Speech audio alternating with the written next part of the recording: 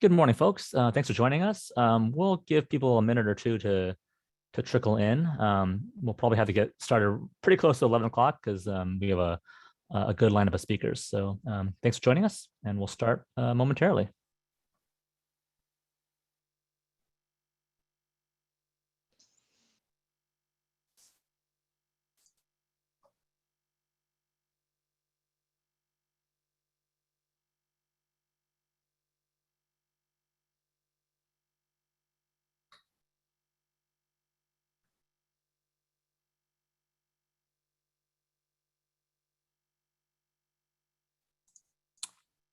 All right, it's 11 o'clock. Let's go ahead and get started because again, I think we have a good amount of speakers coming up. So I'm excited. So hello, welcome to the 2021 to 2022 Better Buildings webinar series.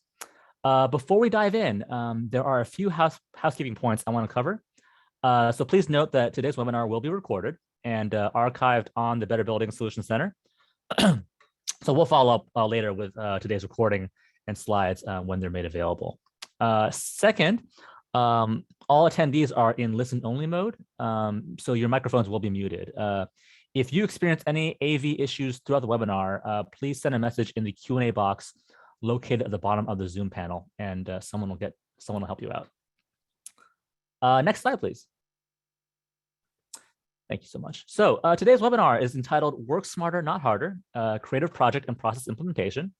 And basically, we're going to hear from several Better Plants industrial partners about their fun and innovative systems for choosing and executing processes and engaging employees on energy efficiency and sustainability. Next slide, please. So that's me. My name is Clifton Yin. I'm your moderator today. I'm a manager at ICF, and I provide contract support to the Department of Energy and the Better Plants program, which is the industrial component of the Better Buildings Initiative. Next slide, please. And here's our speaker lineup for today. Stan Schneider from Saco-Bain will start us off by talking a little bit about sourcing sustainability projects. Dave Reed from Celanese will then follow up with discussing assessing and choosing projects. And then Paul and Bob from General Motors will follow up by talking about the actual project implementation process. So this is kind of a sequential set of speakers. And then finally, Subodh from Oak Ridge National Lab will kind of close by briefly covering Better Plant's new updated project implementation toolkit, which will help partners implement projects. And that toolkit is actually posted on our website now. Next slide, please. So today we'll be using an interactive platform for Q&A, polling, and feedback. It's called Slido. So please go to slido.com on your mobile device or by opening up a new window on your internet browser. And today's event code is #DOE. So basically, this is a system for asking questions, which we'll do at the end of the webinar.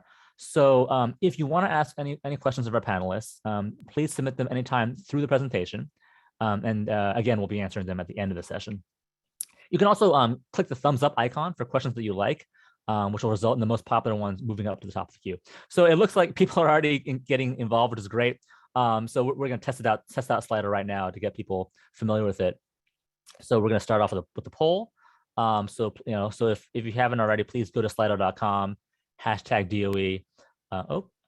It disappeared for me. Oh, there we go. I see it again. Great. So yeah, so go to slido.com, #DOE, and just let us know where you're coming from. I see a whole bunch of industrial folks, which is great. But of course, our speakers are all industrial, but I think what they're talking about really applies to any kind of organization that's looking to implement EE and sustainability projects. We'll give people a few more seconds to try this little system out. All right, a good mix of people. This is great. Yep. Okay. No utilities. All right. Well, let's hope. Let's see if anyone hops on.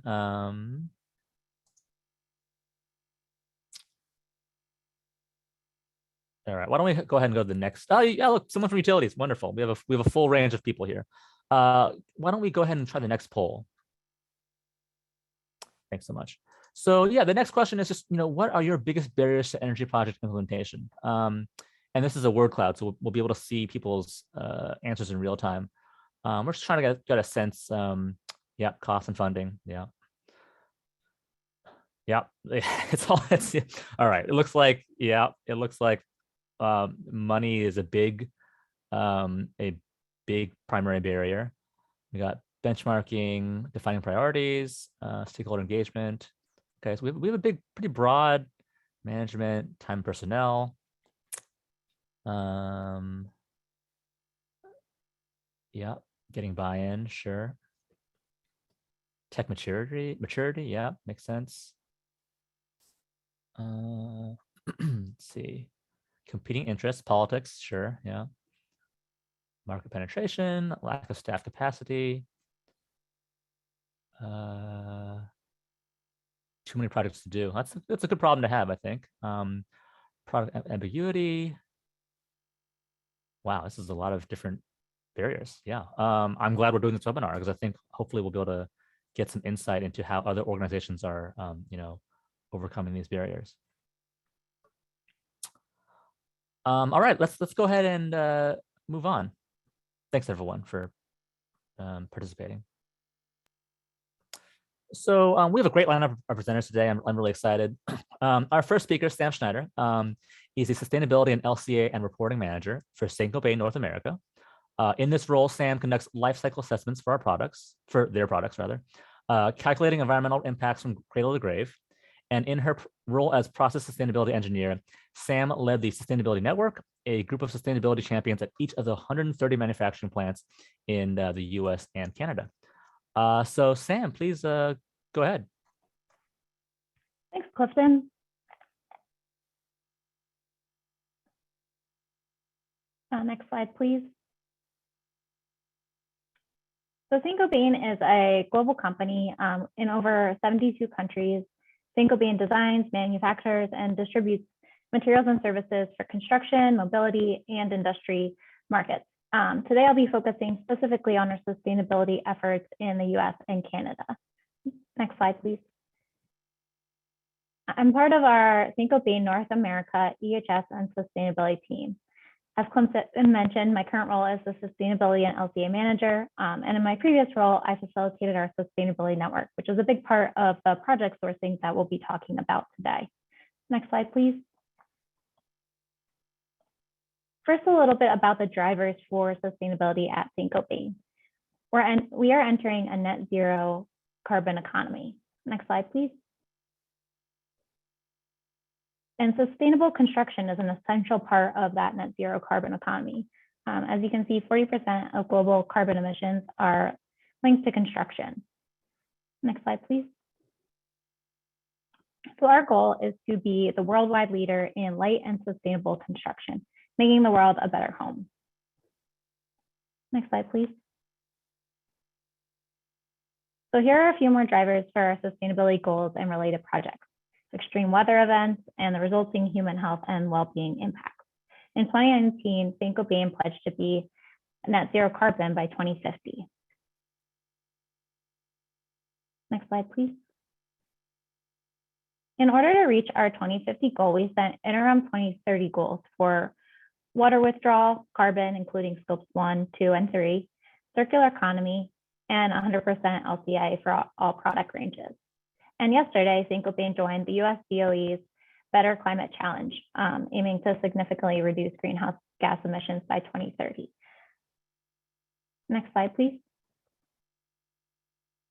So with all of these different goals in our 130 manufacturing locations in North America, connecting resources and recognizing achievements internally has become a primary driver for sustainability.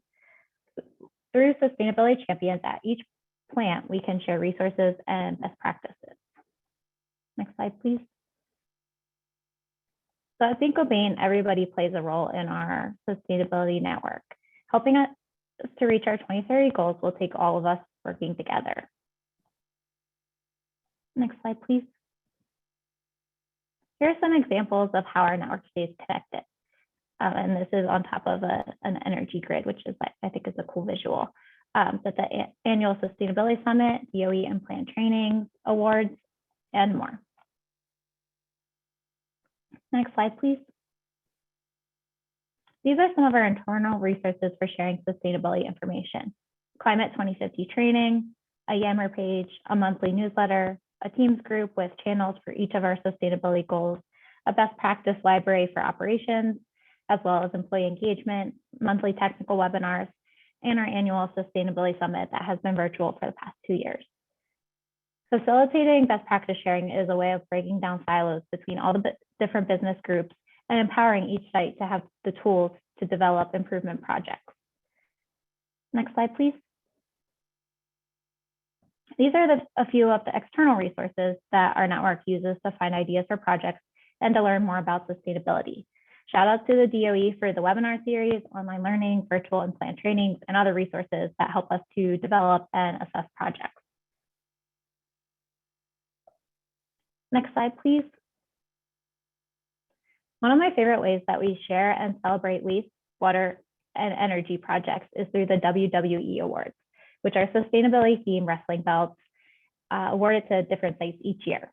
The submitted projects are also added to our best practice library, with one slide on each project with related metric improvements, capital investments required, plant contacts, photos, and other relevant information summarized in an easy to read one-slide format.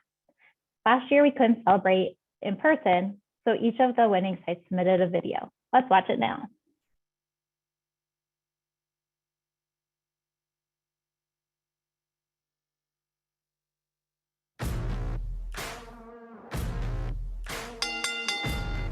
Ladies and gentlemen, Shakopee Roofing Plant, energy champion for Sankabon, North America. team like Shakopee, the competition didn't even stand a chance. Jackson Siding Plant, the water project belt. The belt is back where it belongs. Glenwood, Arkansas, 2021 waste champion. Since 2018, we have recycled 16,950 tons. Milford Crystal Site, carbon reduction champion. We competed against some of the greatest superstars this business has.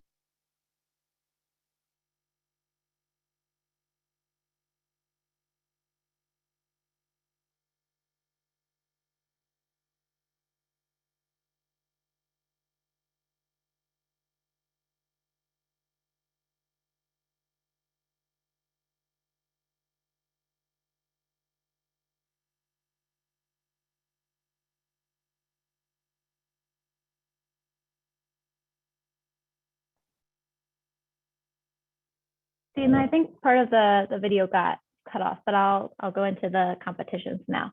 So the last way that we share and source projects that I'll share today is through competition. In 2018, we hosted the Compress It, Compress Air Challenge, which was recognized with a Better Practice Award.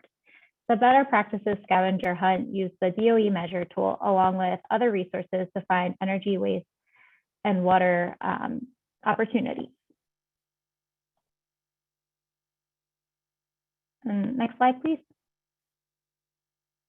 In 2021, we held an employee at-home water conservation contest with the hope that employees looking for toilet leaks at home or switching shower heads for low flow options, that practice would also translate into opportunities in the plant or for employees that worked in offices, an awareness of what our water goals were and water efficiency best practices. So thank you so much to the DOE for all the resources used to develop and assess projects, as well as the opportunity to talk with you all today.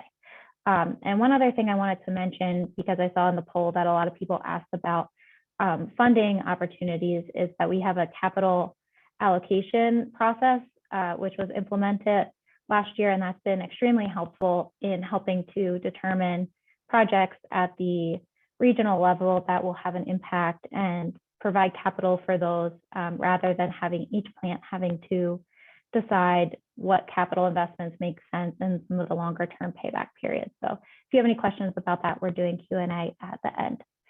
So thank you so much, and I'll turn it back to Clifton. Thanks, Sam. Yeah, I'm not sure what happened to that video, but the WE Awards are very cool. And I'm sure, I think there'll be a link to the video when we share the slides and stuff. But yeah, you know, a very, very creative competition at Saint-Gobain. Thank you. Yeah. So yeah, as a reminder, we're doing Q&A at the end of the session. So go to slido.com, #DOE, and you can put in your questions there for any of the speakers. Alrighty, so our next speaker is Dave Reed. So Dave is the Senior Manager, Global Energy and Productivity for Celanese. He has more than 30 years of manufacturing experience in polymer and chemicals industries. He has held positions in process control, manufacturing operations leadership, as well as global operational excellence responsibilities, including his current role leading the energy and productivity programs for Celanese manufacturing sites worldwide. And Dave will, Dave, go ahead and take it away. All right, great. Thank you very much, Clifton. Can you hear me okay? Yeah, sounds good. All right, so thanks for the introduction. So Celanese, you can go to the next slide, please. Celanese recently set new environmental sustainability goals for energy, water, waste, and greenhouse gas emissions. And part of my role as a manufacturing energy leader is to help us develop systems and processes at our sites and also for the company so we can achieve both cost reduction goals that we have and as well as the new sustainability goals for the company. And I'm going to talk a little bit about how we recently developed and rolled out a capital project sustainability checklist. And the checklist supports our energy management processes, our sustainability programs, and reduction goals. Next slide, please. So first, a little bit of background on Celanese to set the stage for why energy and environmental sustainability is important to us. So Celanese, we're a global technology and specialty materials company.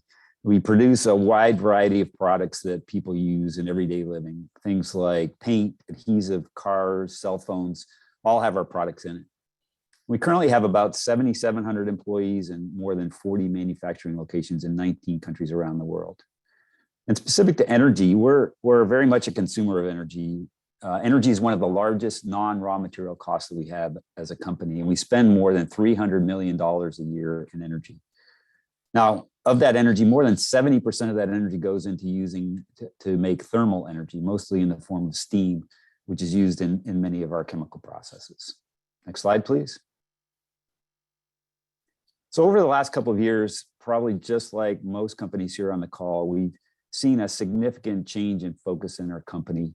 You know, from a more siloed approach on energy to much more comprehensive focus on ESG, including energy, water, waste, climate, all aligned with the United Nations ESG protocols.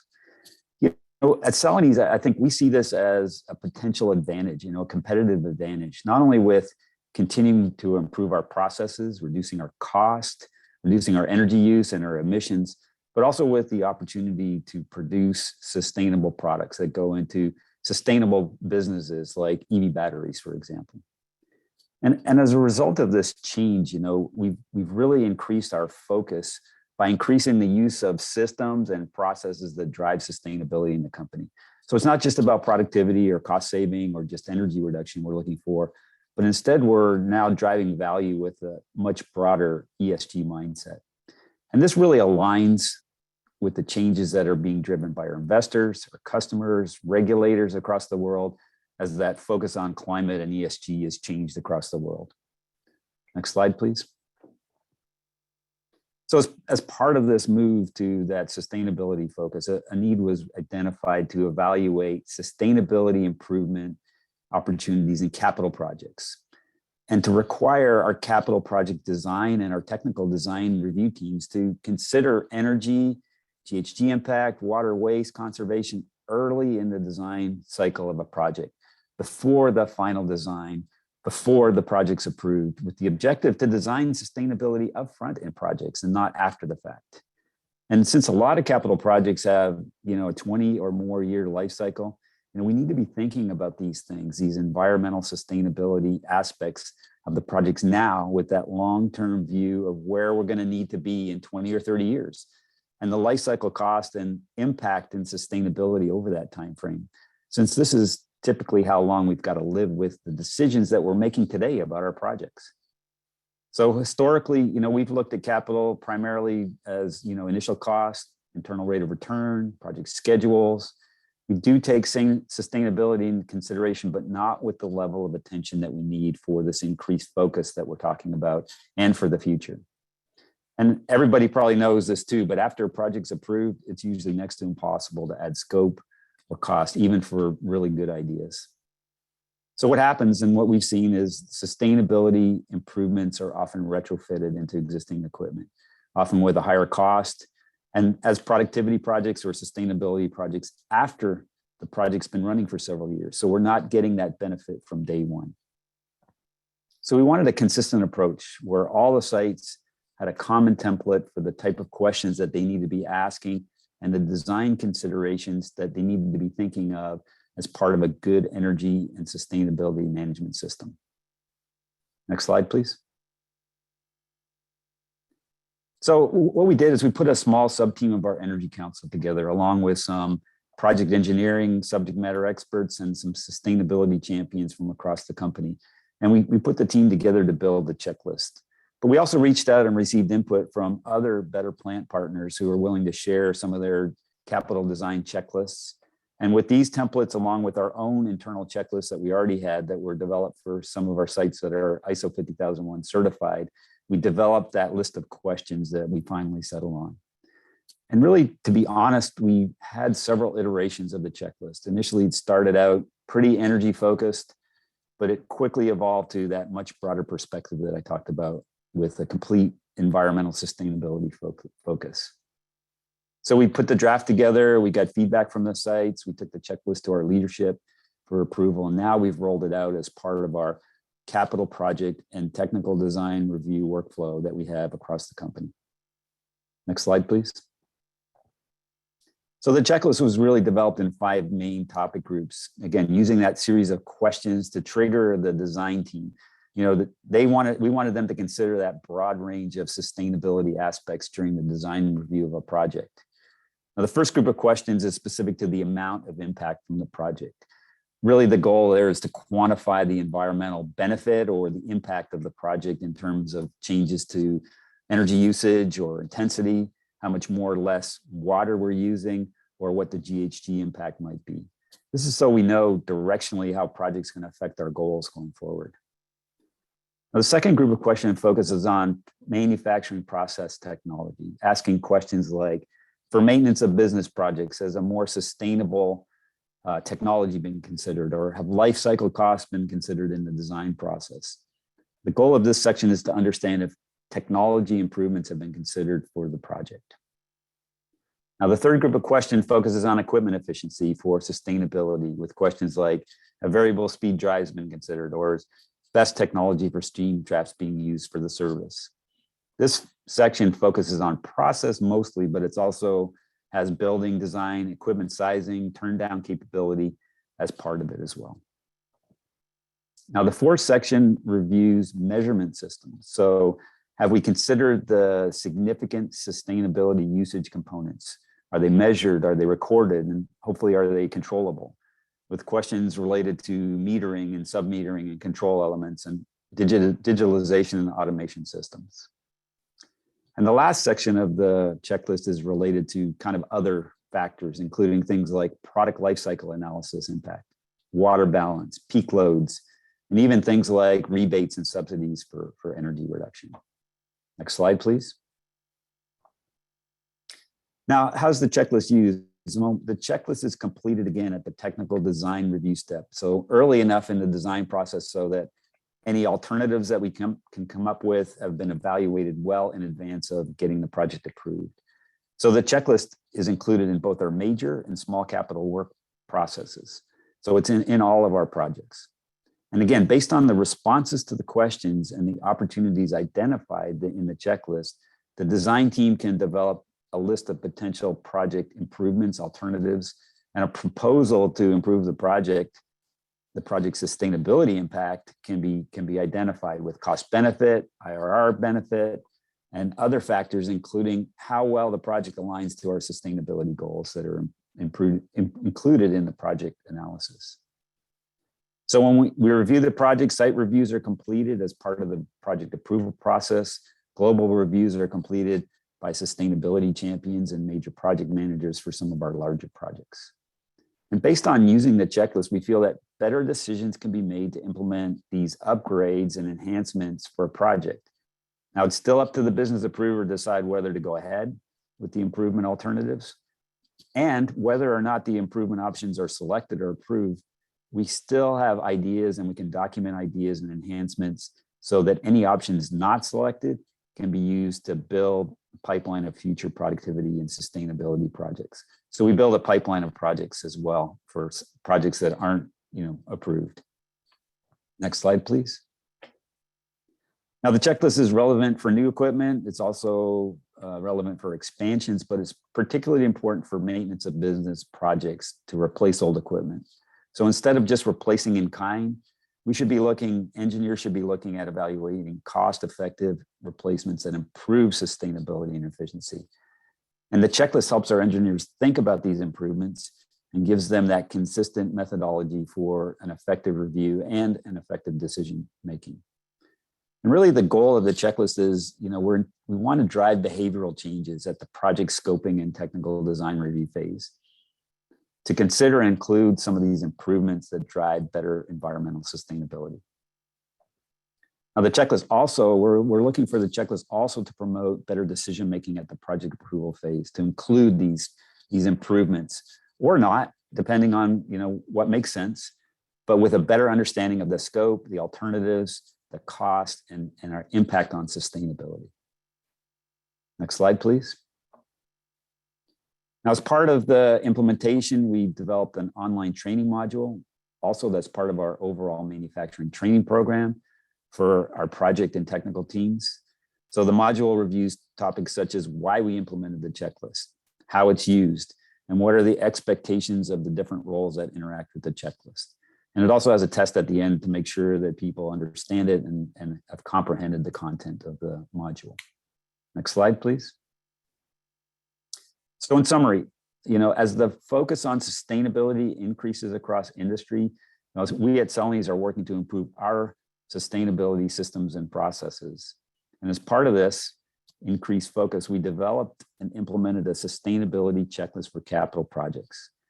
Again, the checklist is intended to promote, first, a consistent review of energy and other sustainability aspects of a capital project. And then secondly, better scoping and identification of different options and improvements, again, early in the design phase of projects. And the end goal really is to design and build better and more sustainable projects upfront, first time when they're first implemented. So next steps for us are really to keep working on to improve the checklist with new ideas, new checks, new things to put in. We're also working to improve that behavioral side, how it's being used, challenging our project engineers and our project approvers to use the checklist to develop better and more sustainable projects. So that's all I wanted to cover today. Thank you very much for your attention. Back to you, Clifton. Thanks, Dave. Great. So as a reminder, folks, we're doing Q&A at the end. Please go to slido.com, #DOE to put in your questions for any of the speakers. And I see a bunch for both Dave and Sam already, so that's great. So next up, we have a 1-2 punch, 2 speakers from General Motors, Paul and Bob. Paul Hartmeister has worked for General Motors for 37 years and is an energy sustainability manager. He oversees energy management projects at 11 sites in North America. He is responsible for energy and water reduction projects, 50,001 ready implementation, and other activities to reduce GM's carbon footprint and energy consumption. The second speaker from GM is Bob Baird. He's been with GM for 43 years and has worked on a variety of environmental issues, facilities, projects, and energy conservation in a variety of GM plants in the US, Canada, Mexico, Asia, and Europe. This work has included casting operations, variable frequency motor drives, water conservation, lighting improvements, HVAC enhancements, compressed air, steam elimination, and other process-related opportunities. Great. So Paul and Bob, please take it away. Thank you, Clifton.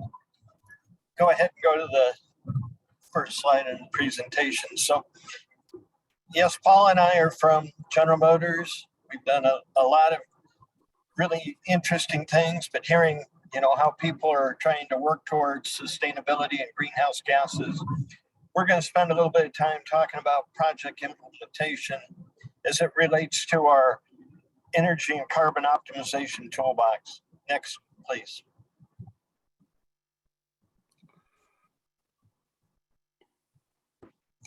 In the toolbox, we have a variety of different measures that we use. First one is actually the toolbox that looks at how well are plants doing things that we have found to be best practices around the world. Can you turn all your compressed air off on the weekend, for example? Or can you turn off water that was in a circulating system, like a cooling tower, to reduce that energy that's used when you're not making parts? Next slide, please.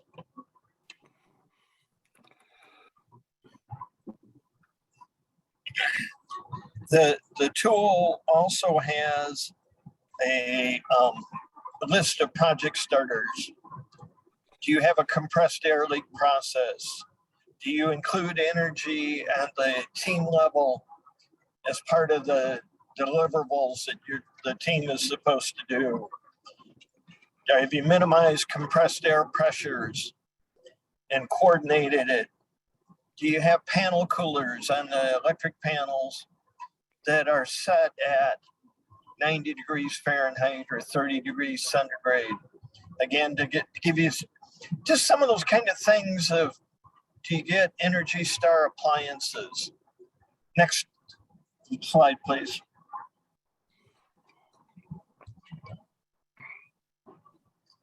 So we take the ideas that are generated from that discussion from the toolbox, and then we put them into a roadmap, into a tracking tool that's a common tool across all of the plants. And you can put in, it helps us search and identify the current conditions and future conditions, capture what the energy savings or the water savings may be, along with the cost to do the various projects that we might do. So we brainstorm with the toolbox, we look at the roadmap and come up with some ideas and concepts. Next slide, please.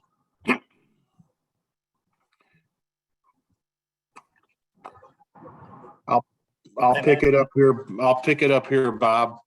After we've gone through and we've evaluated and we've got a listing of projects, basically we take those projects from the roadmap, we refine them, and we determine whether or not to continue to develop the idea or to abandon it. And assuming that we continue to develop the project, we determine the cost, high-level costs and savings estimates, and we evaluate it for the financial payback requirements.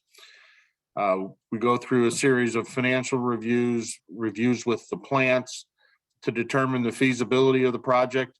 And after moving past that, we look for the funding sources, both internal funding sources as well as external financing using energy performance contracts. Next slide, please.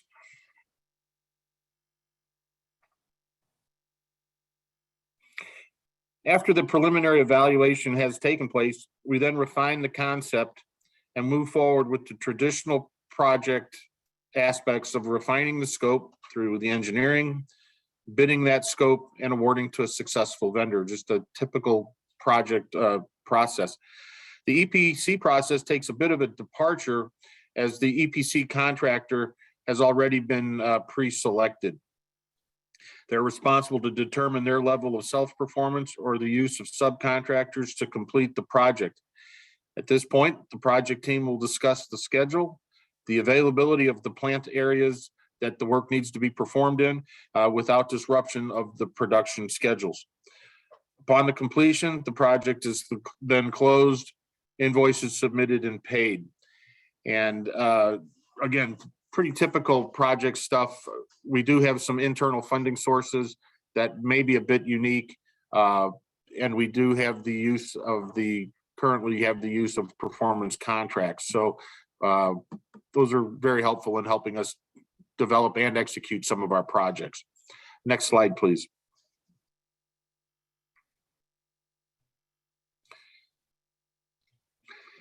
After completion of the project, we work to collect the incentives that were applied for back at the beginning of the project.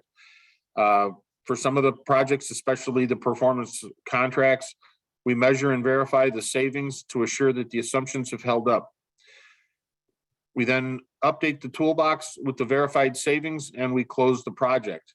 It's at that point and anywhere along that process that we start getting interest from other sites looking to do similar type things. And we look then to clone the project and use it at other locations to drive even more savings. And we've been successful on a number of fronts with sustainability projects that work in one plant that also have viability and can be transferred to another plant. So we can then do it at more than one location and get those synergies as well.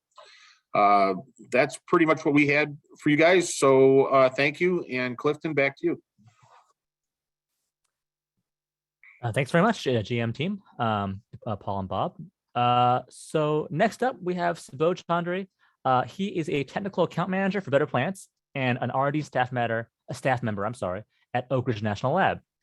He has participated in over 150 energy assessments in various roles at manufacturing plants and commercial buildings. Subodh is a certified energy manager and a qualified specialist in the areas of process heating, steam, and pumps. And Subodh will be closing it off with talking about our new project implementation toolkit. So Subodh, please take it away. Sure. Thank you, Clifton. Let's go to the next slide. Yes, I'm Subodh Chaudhary. I'll be talking about the implementation toolkit that we have developed. Go to the next slide, please. So as we learned from the great examples of General Motors, Saint-Gobain, there are different resources that DOE has invested in, as well as your local utilities or state programs have invested in efficiency programs to help you support project identification. So there are, through this Better Plant program, we use industrial assessment centers, and we also provide some resources through in-plant trainings, treasure hunt programs to identify these projects. And so, as Saint-Gobain explained, there can be a lot of internal mechanisms through which you can source ideas. There can be internal company competitions or suggestion and idea boxes that can help you populate your project hopper so that you have always projects to think about and implement. But the point of this webinar is to actually take these projects and move it to the next phase, which is the implementation phase. Let's go to the next slide. And traditionally, what we've seen is that the project identification phase is always the first phase, and implementation phase is seen as a follow-up step to the identification phase. And it's recommended that we see implementation as the main step of this program, and then project identification is made as the pre-step to the implementation phase. Let's go to the next slide. And so,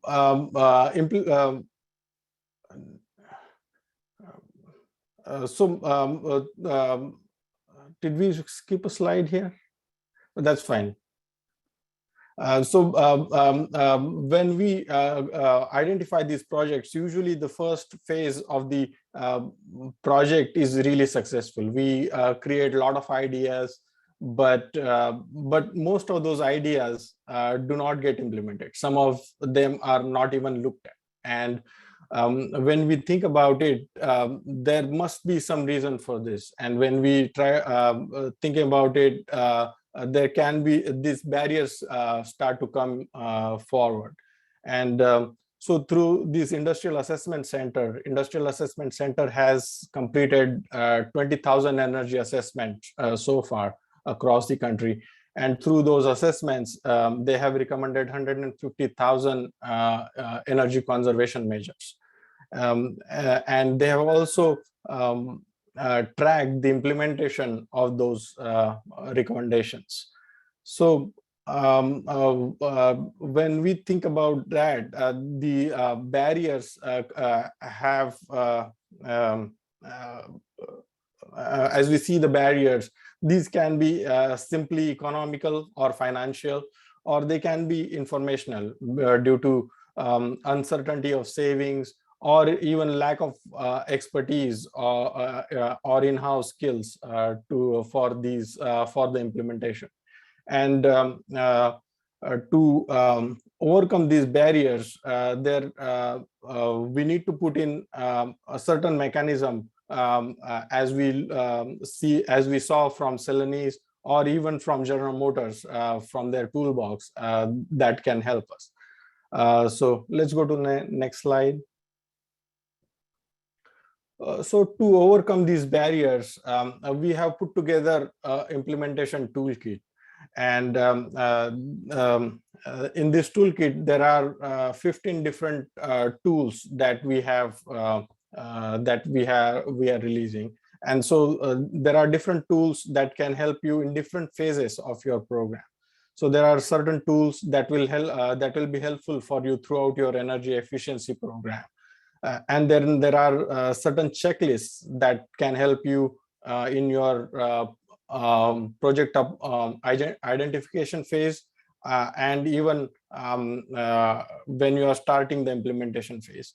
But last but not the least, there are also tools to celebrate the success. When you move through your implementation and successfully implement a project, you need to celebrate those successes. And so there are tools for providing awards to the people who help to implement those projects, or communicating achievements throughout your company, or even releasing some information outside so that other people can benefit from your experiences. Let's go to the next slide. And so I'm going to go over 3 of these tools. So if you are in really early stages of your program and are trying to basically evaluate if energy efficiency is a right kind of commitment for you, or you're trying to evaluate if your commitment makes sense or not, the Do Nothing tool basically can help make a case for your management or for your staff. So the tool basically creates a comparative analysis between 2 scenarios. First is business as usual, where you are just you just carry on as you are doing right now, or as opposed to that, if you make an energy efficiency commitment over a long-term horizon, how much difference can your energy efficiency make for you? And so this tool can take input in terms of your energy consumption, your target energy savings, and other factors such as how your production is increasing over the years, your expansion factors, or even the energy rate escalation. And utilizing all those inputs, you can create visuals for your management and see what kind of impact your energy program can have in terms of cost savings, in terms of CO2 emissions on annual as well as cumulative basis. Let's go to the next slide. And so once you have energy program in place, the price tool can help you in selecting a project. So let's say if you are trying to build a case, or if you are trying to sell a particular project to your management. And so if you are trying to compare between what kind of effort it will take to implement a project and and what kind of impact it can have on the bottom line. That can basically help make the business case for that project. And so the price tool basically compares the energy cost savings with revenue generation.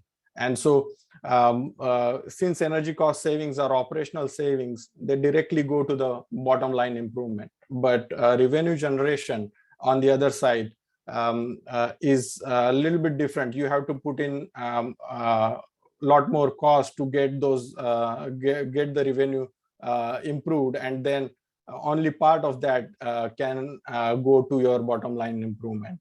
And so it basically puts in perspective for the management that the energy cost savings can be really beneficial or can be achieved with a much lower effort as opposed to the sales generation. Let's go to the next slide. And then third and tool is the corporate gap analysis tool.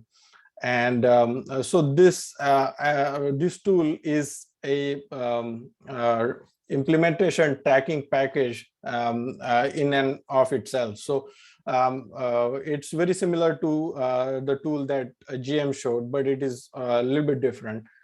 So it helps you track your energy efficiency improvements. Let's say you are implementing different projects.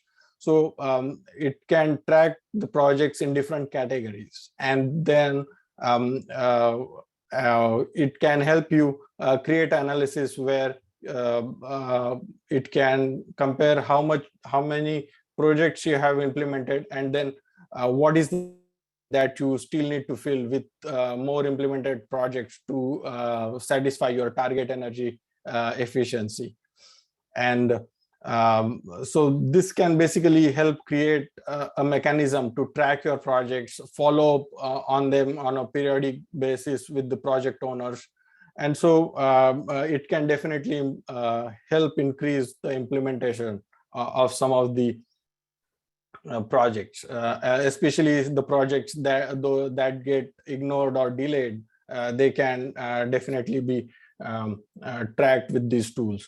One very interesting feature of this tool is that it can track the cost of delay. And now cost of delay is the is the cost that you have, are the savings that you have lost because of the non-implementation of the project. And since you have that tracked, you can this can basically help to underscore the urgency of implementation. Let's go to the next slide. And so to finally to summarize, there are four key takeaways. Make use of different resources that you have available through Better Plant programs, as well as your internal resources to populate your project hopper, and integrate the implementation resources, implementation consideration right from the get-go, where even before identification of the projects, think of the implementation constraints, and then use the implementation and tracking tools so that you create accountability and responsibility for the projects. And then finally, after successful implementation, do not forget to celebrate the success of your team. And people are always the most important variable in this implementation equation. And so if you can communicate better, I think it will help improve the implementation further in your organization.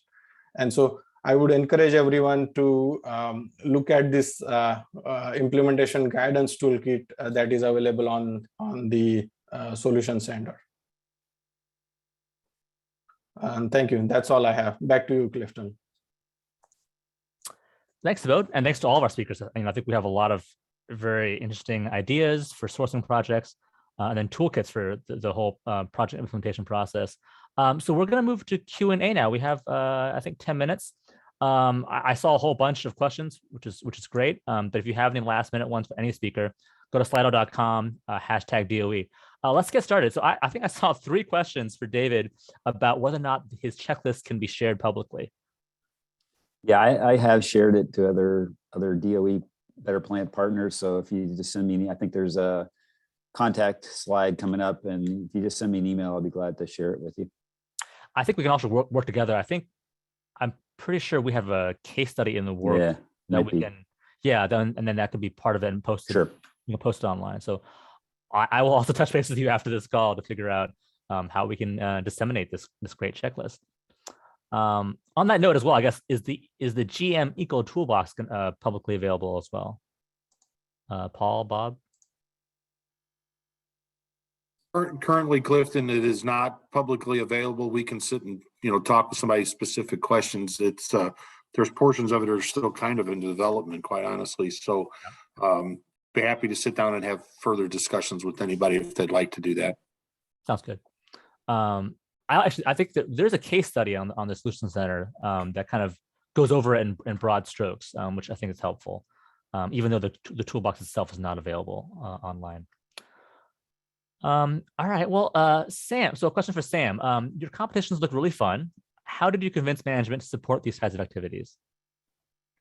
So first of all, I'll say that management is extremely supportive of sustainability initiatives, especially over the past couple of years. Even since I joined the company 2.5 years ago, I have seen a huge increase in support for these different sustainability initiatives, which is really cool to work somewhere where it doesn't have to be as much of a constant push for some of these initiatives. But I would say at the plant level, business leaders help to motivate the facilities to participate. For our team, the cost of the prizes is not very much. It's a couple $100. We get some cool prizes like LED light bulbs or solar backpacks, things like that.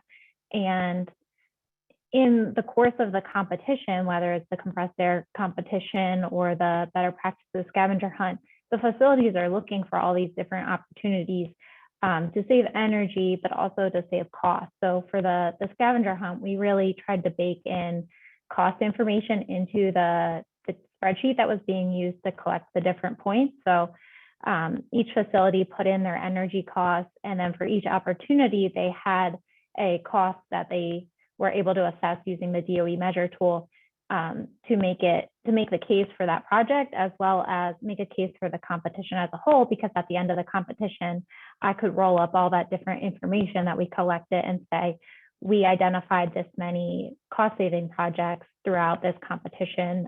So it's a really good initiative in terms of both like how many opportunities were found and the money that could be saved by implementing some of these energy efficiency projects.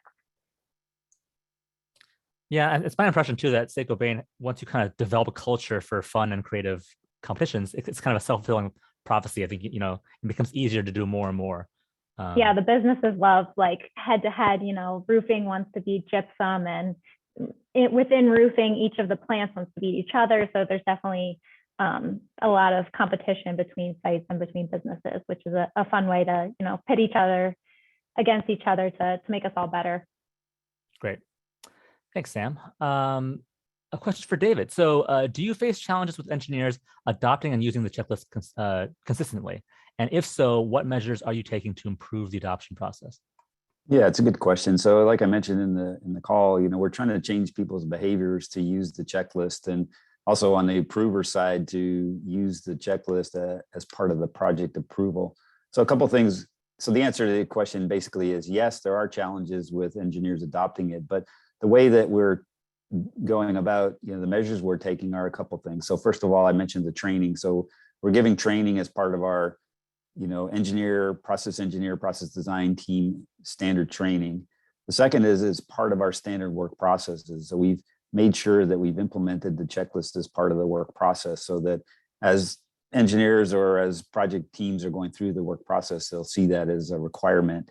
And the third piece, I think, is, from our leadership, when projects are coming in front of them to be approved, that they need to be asking for it. And that's part of our, how we've rolled it out, as far as, the approver side is just as important, where we're looking at those options, we're asking questions and challenging our engineers to come up with better ideas or more sustainable projects. So various measures that we're doing to make sure it becomes part of our standard processes, doing the training, but also setting an expectation that the leaders are asking for these when projects are coming up for approval.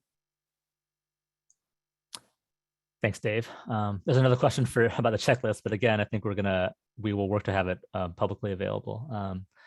So I think the next question is for Sam. Can you please share how employees tracked and reported the employee water contest? Sure. So this was a little bit different than some of our other competitions, which were more focused on getting people at the plants involved, looking around their facility. This was an initiative where we actually partnered with our communications and employee engagement and CSR team. So they wanted to do kind of a broad contest where we were looking at sustainability for all of our employees. And with the pandemic, since a lot of folks were working from home, maybe their family members were at home too, I thought that it would be cool to do an employee water contest where folks were looking at, appliances and things at home and trying to come up with, what they could do to try to save water. And we ended up using GiveWell Benevity. We were also using that for our donation platform. Like if I want to make a donation and have Thankobay match it, I use that platform. So it was a nice way of using the same tool that employees were already familiar with.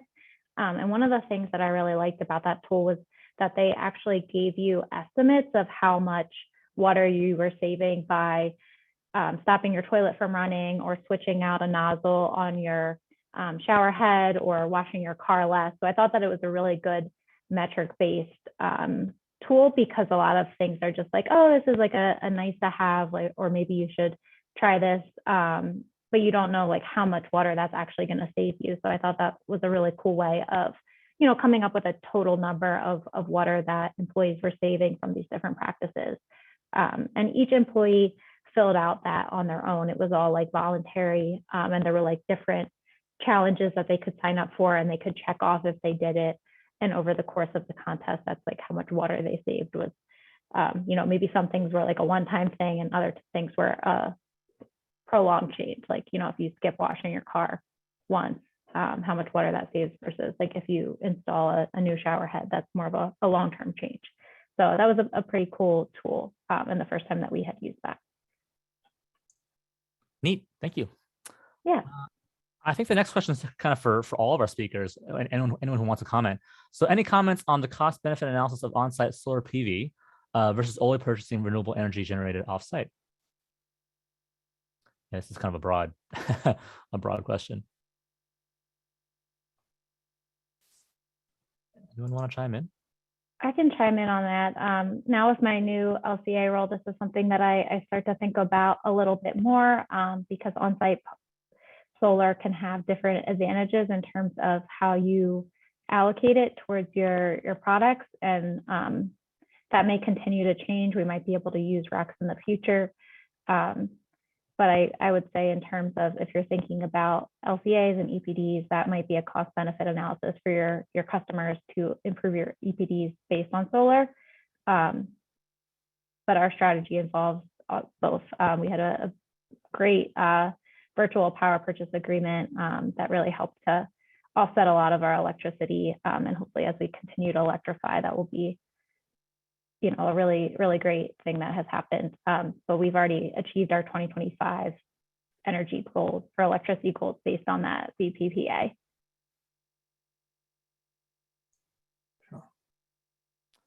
Okay, thanks. Yeah, I think we're actually running out of time, so I think we'll have to close the questions, but we do have the speaker's contact information at the end, so people can feel free to email them directly to get some follow-up answers. Okay. Next slide, please. Okay. There we go. Yeah, so this webinar has been part of the Better Web Buildings webinar series, and as you can see, we actually have a great lineup of presentations all the way through April. So please, we encourage you to visit the Solution Center to learn more and to register. I have another call right after this. Oh, Take over or Bob, if you could mute yourself. Sorry about that. Thank you so much. All right, next slide, please. So the next webinar is, let's see, March 15th, Commercial and Industrial Solar, the State of the Market and Solar Lease Best Practices. So we're going to learn from industry experts and practitioners around the state of solar in the commercial and industrial market. And speakers will also talk about how community solar can be scaled to accommodate large C&I portfolios. So hopefully somebody will join us for that. Next slide, please. Right, and so we're really excited because the Better Buildings, Better Plants Summit will take place May 17th through 19th.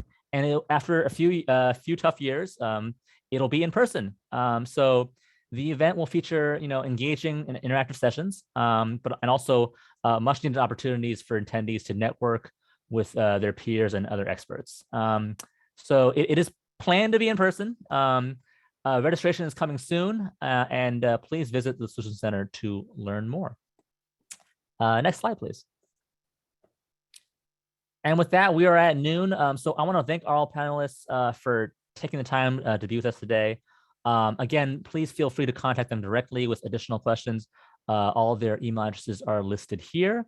And also encourage you to follow the Better Buildings Initiative on LinkedIn and Twitter for all the latest news.